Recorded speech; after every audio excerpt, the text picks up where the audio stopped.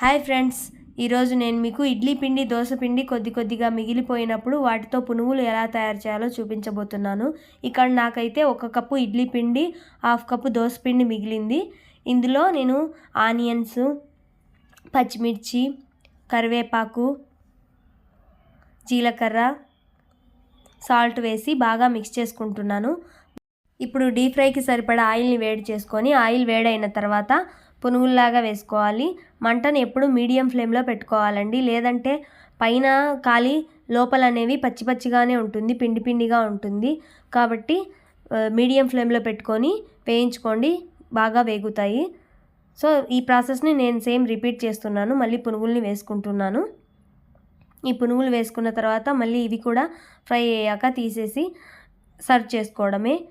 So మీరు కూడా ఇలాగా ఇంట్లో ఇడ్లీ పిండి, దోశ పిండి మిగిలిపోయినప్పుడు ఇన్స్టెంట్గా ఇలా పునుగులు తయారు చేసుకోండి.